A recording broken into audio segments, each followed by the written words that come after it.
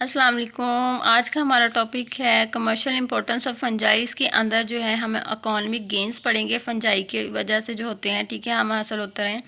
सबसे पहले जो है एडिबल फंजाई हम पढ़ेंगे। 200 स्पीशीज़ ऑफ मशरूम, 200 स्पीशीज़ है मशरूम की, ठीक है। उनके अंदर जो है एग्जांपल एग्रीकस स्पीशीज़ हैं और मोरेला जो है, मॉर्कुलेला, एस्कुलेंटा, ट्रफल जो है वो अंडरग्राउंड फ्रूटिंग बॉडीज़ होती हैं।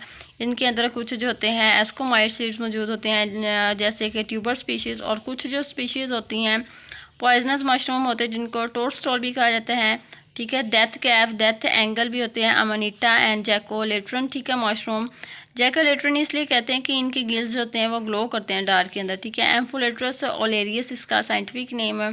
रेंड्रियर मोस जो होती है, ठीक है, ये एक लाइकन है, ये मॉस नहीं है। इसको यूज़ करते हैं कुछ रेंडियर्स, यानी कि रेंडियर्स कहते हैं कुछ हिरन की किस्म की तरह के जानवर होते हैं, ठीक है, जानवर होते हैं। और some large animal in Arctic and subarctic boreal region, यानी बर्फ़ानी इलाकों में कुछ जो होते हैं बड़े जानदार, और कुछ जो है हिरन की तरह के जानदार जो है इसको खुराक के तौर पर, अपनी के तौर पर इस्तेमाल करते हैं, ठीक है। इसके बाद अगला जो है यूज़ जो है फंजाई का है वो यूज़ करते हैं इसको इंडस्ट्री में, ठीक है।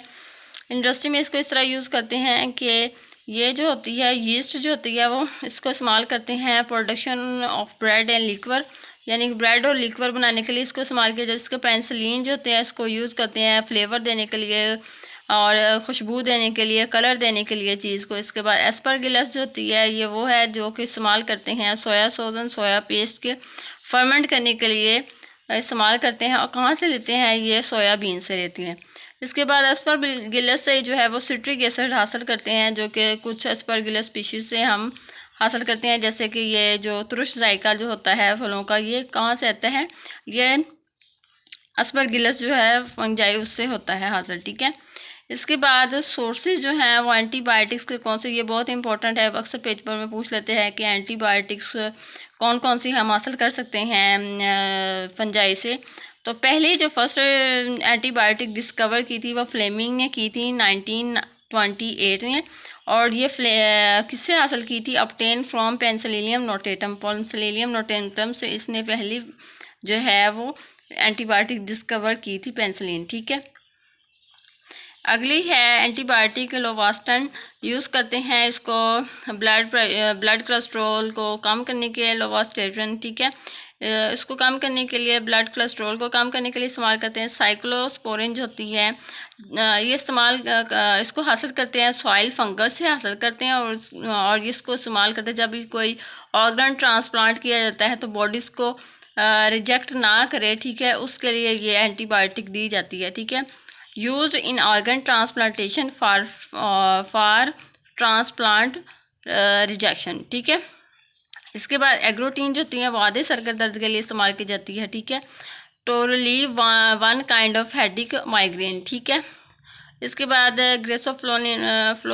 फ्लोविन जो होती है इसको यूज़ करते हैं फंगल ग्रोथ को रोकने के लिए, सही है। ये थी एंटीबायोटिक्स सारी। इसके बाद कमर्शियल यूज़ जो है फंजाई के, इसको हम नेचुरल डाइज इस्तेमाल करने के लिए इस्तेमाल करते हैं, ठीक है, यानी some natural dyes from lichens are used in textile industry. Textile industry में जो है लाइकन से हम नेचुरल डाइज हासिल करके इस्तेमाल करते हैं, सही है। नेक्स्ट जो है वो यूज़ जो है वो जेनेटिक मोलेकुलर बायोलॉजी में, बायोलॉजिकल रिसर्च में है फंजाई का, ठीक है।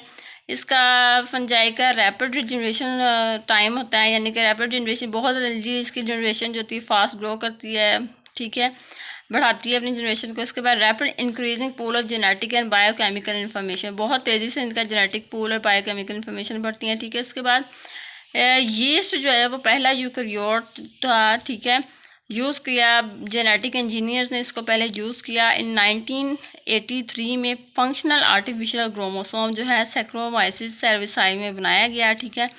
फिर जीनोमिक सीक्वेंस जो है इसी सैक्रोमाइसिस सर्विसाई का जो है वो स्टडी किया गया इन 1996 में। इसके बाद इसको इन्वेस्टिगेट किया गया फॉर हार्मोन की investigated for production of some hormone, और कुछ हार्मोन्स की प्रोडक्शन के लिए जो है इसको क्या किया गया, इन्वेस्टिगेट किया गया। इसके बाद pink bread mould and Neurospora जो होती हैं इनको इस्तेमाल किया जाता है जेनेटिक रिसर्च के लिए। ये था हमारा आज का लेक्चर। उम्मीद है आप लोगों को समझ आ गया होगा। अपना ख्याल रखिएगा। अल्लाह हाफिज़।